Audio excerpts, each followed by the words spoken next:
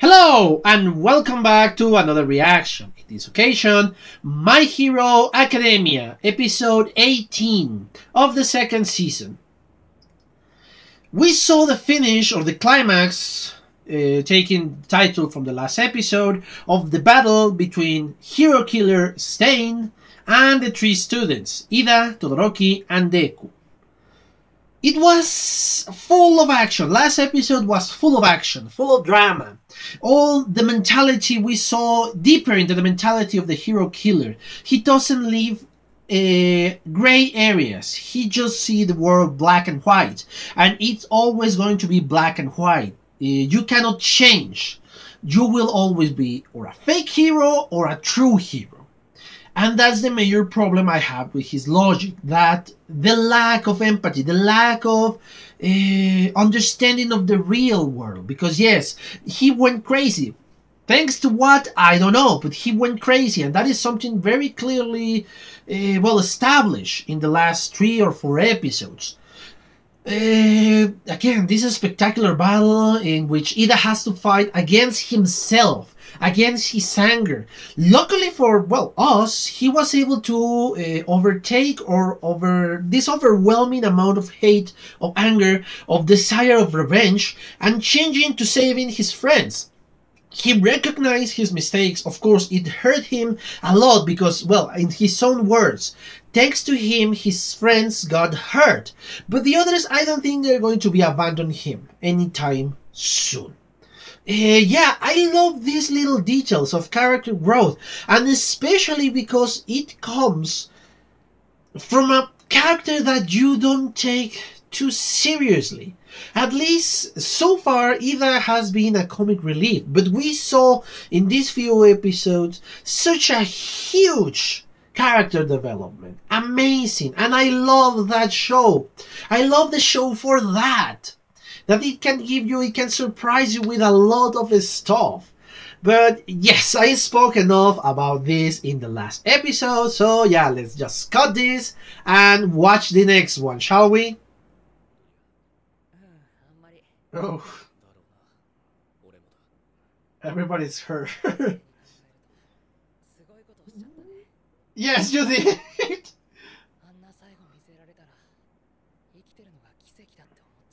Yes.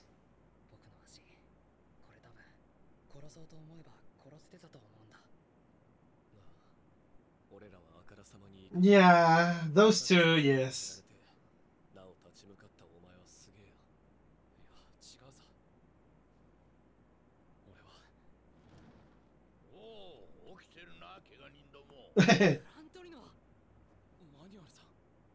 Manual.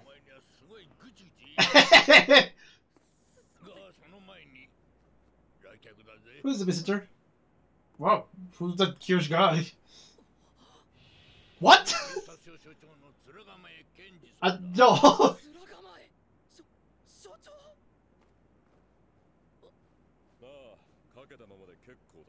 Wolf.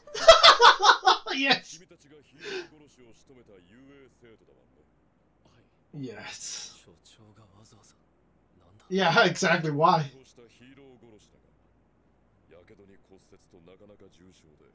Holy.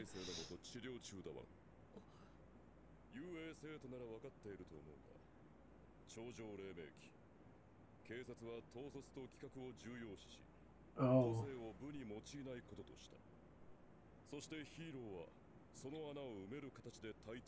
Yeah, it's kind of in limbo. Oh.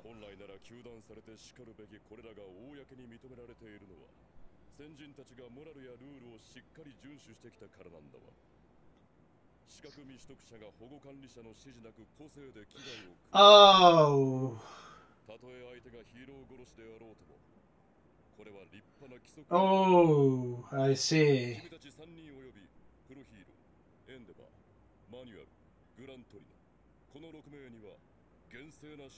Oh.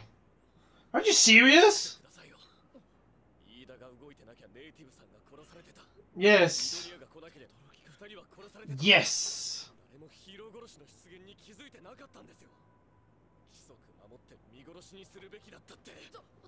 Yes, I agree.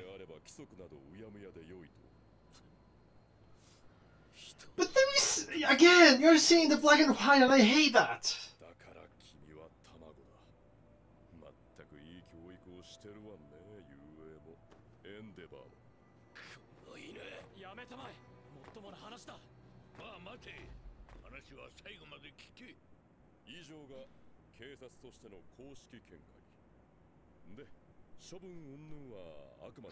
Ah, okay. Yes.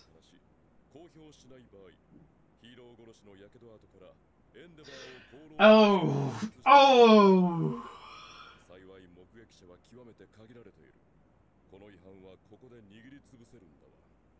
Oh. Okay, both sides, yes.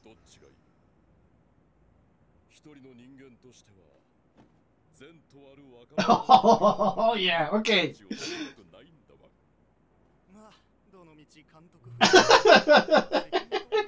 Yeah.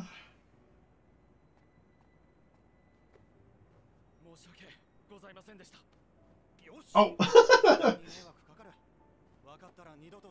Yes, please do.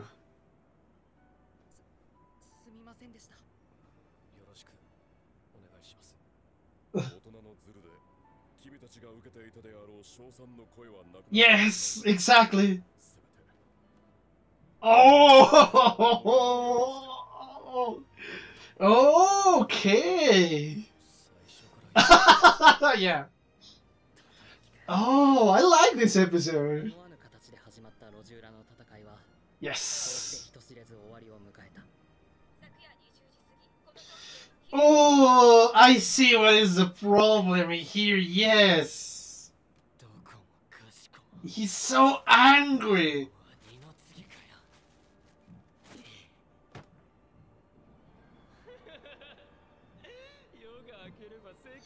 Oh, yeah, exactly. That is a major problem with him. Oh.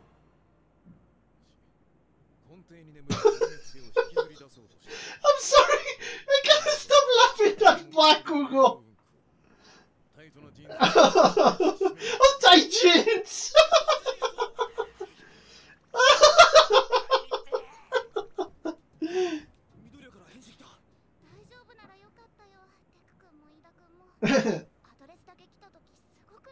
Well, yes, everybody's nervous.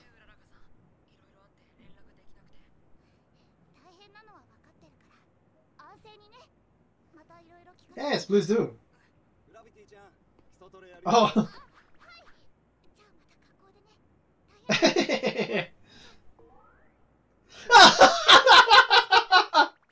Yes, he's his boyfriend. I'm sorry. In my eyes, he is. Oh.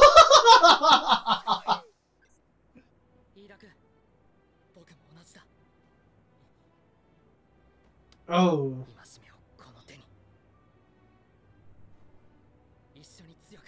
Yes, both had their hands kind of messed up. You're right.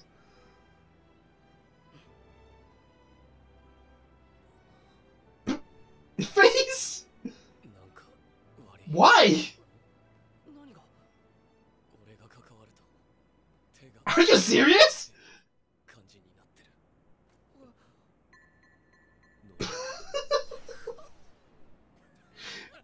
Seriously?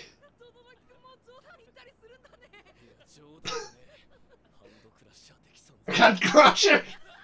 Okay, okay. He has a sense of humor.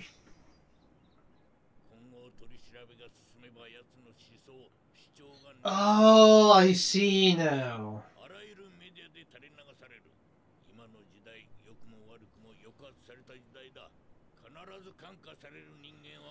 Oh, crap.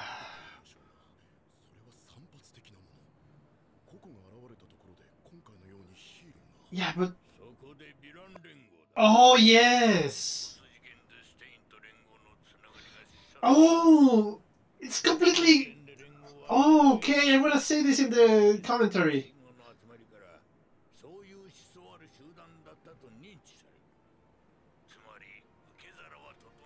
Oh.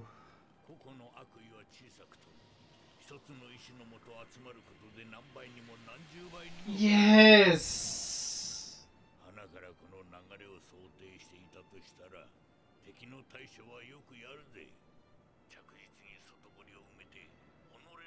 Oh. God damn it, I think I jumped the guns. Oh. But who is the guy? Oh!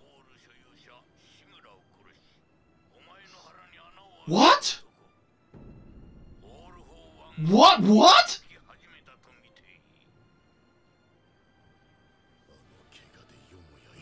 Oh! What?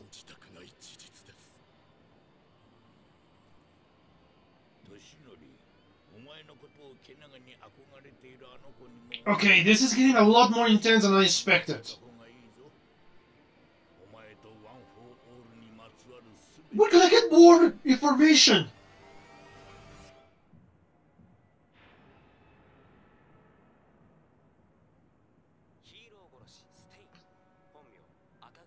Akaguro.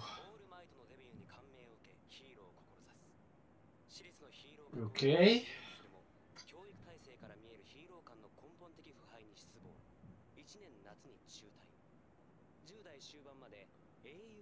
Okay, this is why he was like that.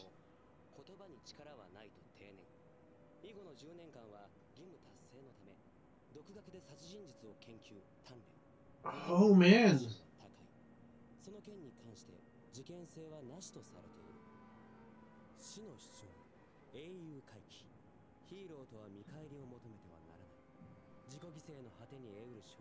Yes, this come from...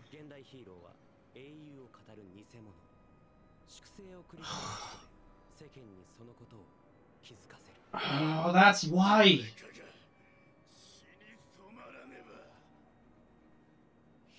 Who recorded that?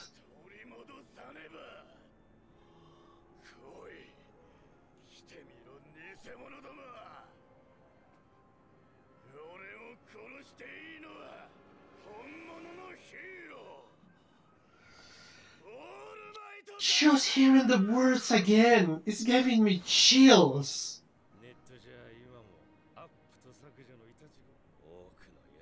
Oh. Holy. Oh, I like the design. Oh, that's the guy who was burned, yes.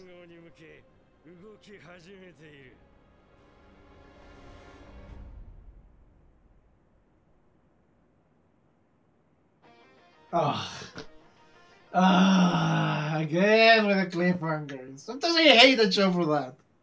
But yes, this was a very different episode. It started very light, kind of serious in a moment, but not that much. But then suddenly, it's just become creepy. I think that's the right word. As always, I'm gonna watch this again and, well, be back with my comments. See you in a bit. Okay, I'm back. I just watched a second time the 18th episode of My Hero Academia. And this was an odd one. This was the aftermath of the fight against the hero killer. And it was kind of weird for me to... how to say it? To explain or to give a commentary. Here is why. The first half of the episode started pretty light, but again, this lightness almost immediately came with the consequences, because yes, they were in the hospital and they were recovering themselves.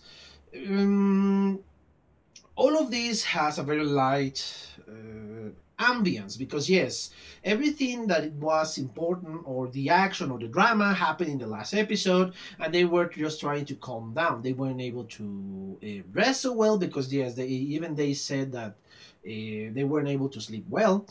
And we saw the entrance of this huge guy, which is of course has the face of a dog.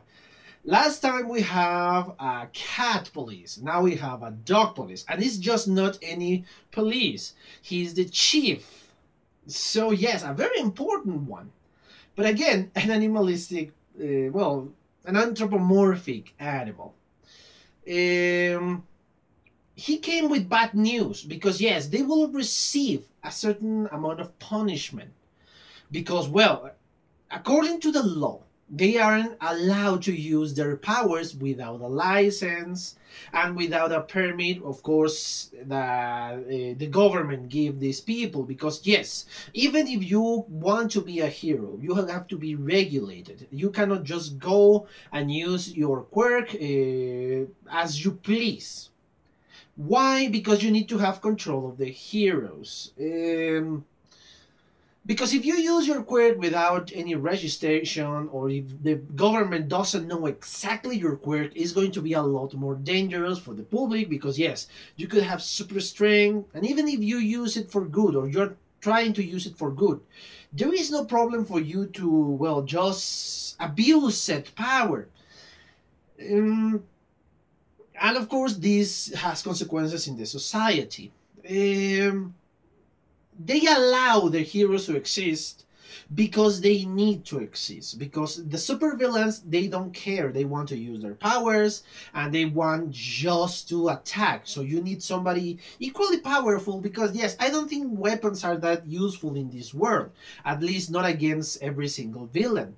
Perhaps the most powerful villains that there are, of course, are immune to this kind of weapons, or human weapons, or normal weapons, let's say. So yeah, that's why they need heroes. But of course, they need to be regulated. You need to tell us exactly what is your quirk, so we can have something else to balance you out, so we know how to respond in case you went rogue. Luckily, I don't think, at least so far as the anime goes, nobody or no hero has this intention of going rogue. They just want to help, and that's fantastic. Again, we still have this moment in which they will receive a punishment, and they were very scolded very firmly. Of course, Todoroki was angry because yes, he's right. They help to save the life of a person or two people because yes, if Ida didn't interfere, this other hero, Nachi, I think it was his name or her name, will have been killed. And if Midoriya didn't interfere, Ida will have been killed. So that was the point of view of Todoroki. Again, the other part of this is, okay, as long as everything is fine, it doesn't matter if you break some rules. Again, this is an intelligent mentality. Of course, you are angry because you will receive punishment for saving people. At least in Todoroki's mind, that is how it works. And I think I haven't seen him this passionate about something from the last fight against Midoriya. So yeah, it's interesting to see him this passionate. But that was, and I love this part, the official portion of the police. That's what they should be saying that they should be doing. They have to be punished because, you deserve punishment because you break the rules. But personally, this guy, this anthropomorphic dog, say, okay, but yeah, you just did something commendable. You did something great. And it will be a terrible thing just to cut your careers as a promising heroes because of a, big mistake, but just one. So he offered an alternative that this won't be made public. At least not their interference won't be made public. They will not be gaining the recognition of those three defeating the hero killer. The Burning Mars will help because Endeavor could say that he did it. This must be terrible for Todoroki because yes, his father is going to receive the whole fame. But perhaps it's going to be terrible for Endeavor because his mentality is going to be that I did nothing, I received recognition. I don't think he will be very happy. As far as I can tell, the personality of Endeavor is not like that. So perhaps Shoto is going to be a lot more happy because, yeah, his father is going to suffer a little bit. So I don't know exactly what is the worst case scenario for Todoroki. Um, but yeah, they accept this condition, and the chief of police congratulate them and just bow to them because yes, he was thankful because they saved another life and they did the best they could to save somebody, and they honestly play a major role in the capture of the hero killer. So yes, they deserve praising. They will not be given said praising by the public, but for those few who were there, those guys are going to be a lot more important, and they will deserve a lot more respect. And that's another aspect I enjoy. Again, Ida grew as a character. He understood that he should not let his emotions cloud his judgment. Yes, it's healthy to have emotions, but you should not let them drive your entire life or your entire motivation. You need to have a balance between the emotion side and the reasoning side. Midoriya again was very heroic, and he didn't want this fame. He just wants to help. So I don't think he will have a lot of trouble just to hide the fact that he helped to defeat the hero killer because he saved lives. And Todoroki again, he grew in character because he also, I don't think he wants this recognition just because he prefers to be well able to help and in his head have the knowledge that he helped than of course all the fame. The fame is a consequences of your actions, but if you can avoid a terrible thing and let go of the fame, I think they are okay by that. And I don't mean a terrible thing, a terrible consequences, just like this. I think if somebody's life was at risk and they will be able to save it, if they don't receive the fame, I think it will be fine for them too. Or if they don't receive payment for that certain portion of, well, for a fraction of an instant, for something, I think they will be fine too. So yes, we see a little bit more of their personalities there.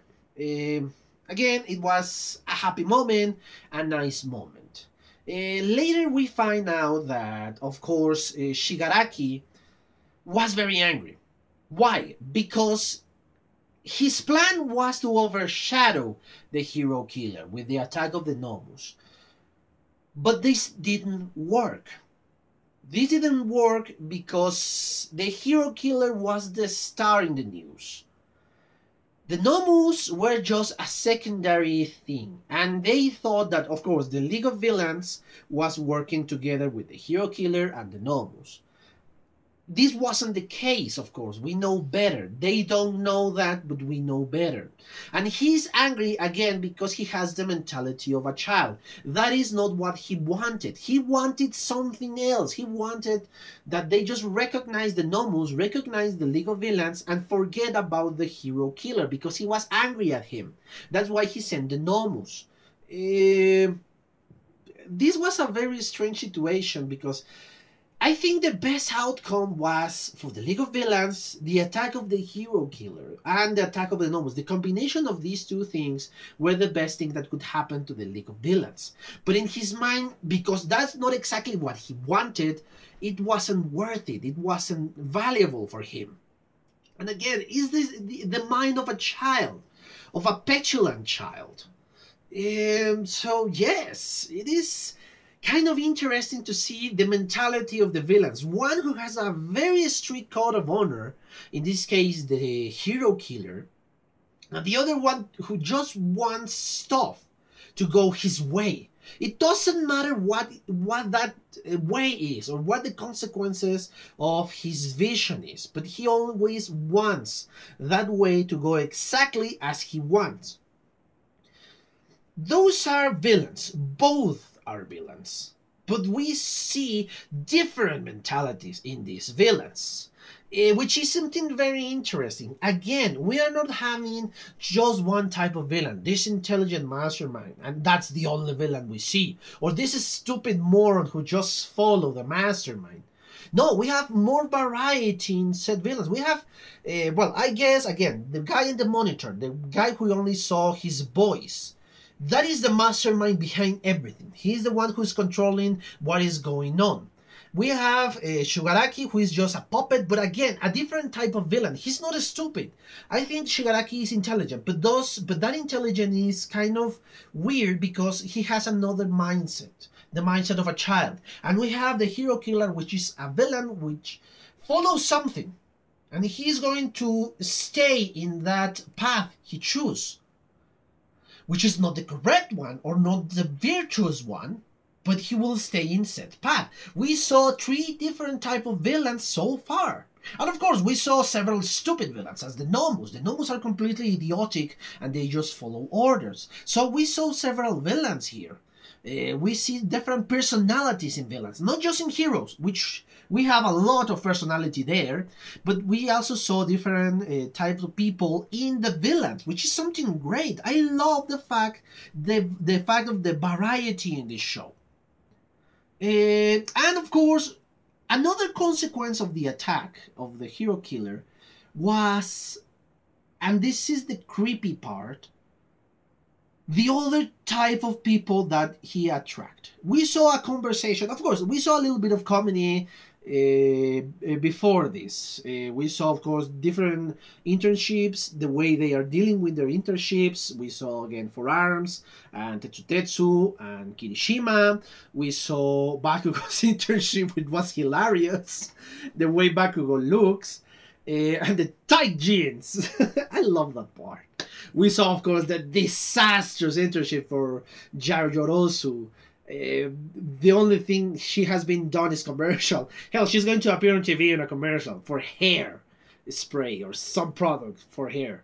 We saw Uraraka's internship. Of course, she was just calling Deku. And I love the way that the hero that is with Uraraka react. Oh, it's your boyfriend. Said, no, of course not. I love that portion. Yes, again, the super mentality in me was just, yes, that is her boyfriend. Yeah, that is her boyfriend. So yes, I love that. I really love that. But anyway, yeah, we saw a little bit of comedy, a little bit of relaxation, and of course, we discovered a better name for Shoto, the Hand Crusher. Because yes, apparently every time he gets involved in a fight, somebody ends with a hand broken or a hand damaged. I love that portion. And again, a serious moment that Ida was not be able to use his hand as his full potential. He's going to have a numbness and I think kind of difficulty for moving, or I guess precise movement. It can be solved by a transplant, a neurological transplant, I think. But of course, she's on the way. I guess that is his reminder that he should not be follow his emotions to a T. That he should always follow his emotions, but accompanied with reason. Yeah, I think it's commendable, and I love all this conversation of these 3 guys. I kind of see a good friendship between those 3, and I like said friendship, the idea of this friendship. But yeah, after this bit of comedy, after this bit of relaxed moment, we saw something deeper. Now we know the name of the villain, the guy who is behind everything, or at least the guy who is the principal suspect of everything. All for One. That is the name. I don't know exactly his quirk. I don't know exactly what is the deal there, but at least we have kind of a name. And of course, I noticed that is the opposite of the, well, quirk One for All, which is something very interesting there. I don't know the nature of his quirk. I don't know exactly how his quirk is going to work. But from the conversation of a previous video, in which they analyze how the Nomu, the first Nomu, was created, and the fact that he has multiple quirks in his body, my guess is it has to do something with the transfer of quirks. I don't know the exact amount of, how the quirk works. Because the name and the way I'm thinking is kind of contradictory, because if you are sharing quirks, or if you are putting quirks in something else, why the hell do you call yourself All for One? I don't know exactly what is the deal there, but of course, this is an important bit of information, and apparently we're going to receive a lot more information about the One for All, which is something I'm very, very eager to see, because this is something I always wanted to know. What is the exact deal of this amazing power that All Might has? Well, All Might and Deku. And we know that this guy, again, killed the predecessor of All Might. He killed that predecessor, which means he's very powerful. And the fact that apparently he shouldn't be alive. By the way that All Might talks and the way that Gran Torino works, this guy, this villain, should not be alive.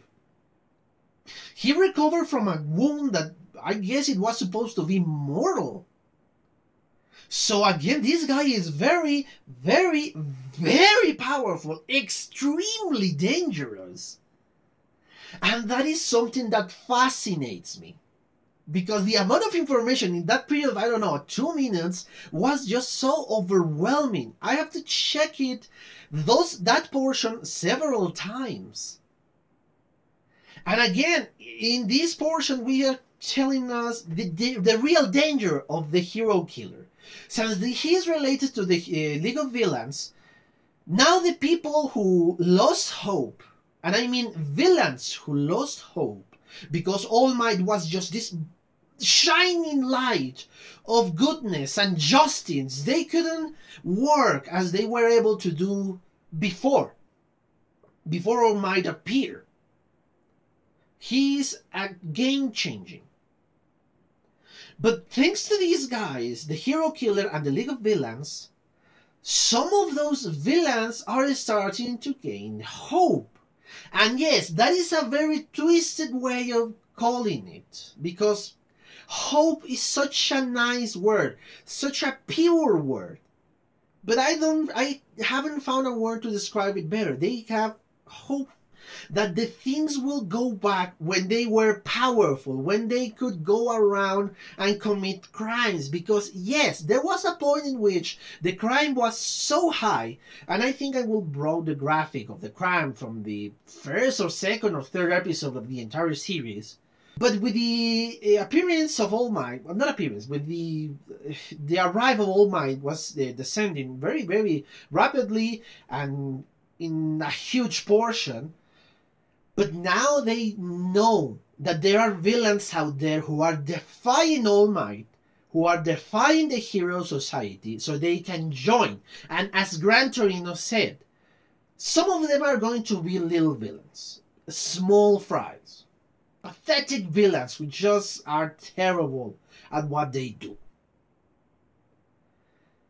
But if you combine a lot of these people, it's going to create a bigger and bigger and bigger ball, which is going to be a lot dangerous for this society. That is something to ponder about. That is something that I'm really interested to know what is exactly the future for this new society, for this society in this anime. And just to conclude this, I just need to address the fact that everything is related to the hero killer, and we know a lot more about the hero killer. He wanted to be a hero originally, but once he entered the school of heroes, one of many, he was disappointed because I guess they focus more in a way to earn money by being a hero, or to see the hero as a profession, not as what he thought he was, this shining beacon of hope, shining beacon of justice. No, it was just a profession, a job. And for him, it was completely wrong. It was not something worth to be called a hero. So he abandoned this and tried to convince people by speaking. Of course, he noticed that nobody was listening to him, and he took another measurement, another way. And he tried to attack. He trained himself, I don't know for how many years, but that gave him an amazing skill. And this, of course, provoked that the way of dealing with these fake heroes was to eliminate them, and which best way than to kill them. This will bring a more just society, a better society in his mind. And of course, he was so fixed in the knowledge he has, in the condition of being a hero that he has, that nothing else mattered. And that brought us to this black and white way of seeing things, which is pretty twisted. And that made the episode quite creepy and very, very deep.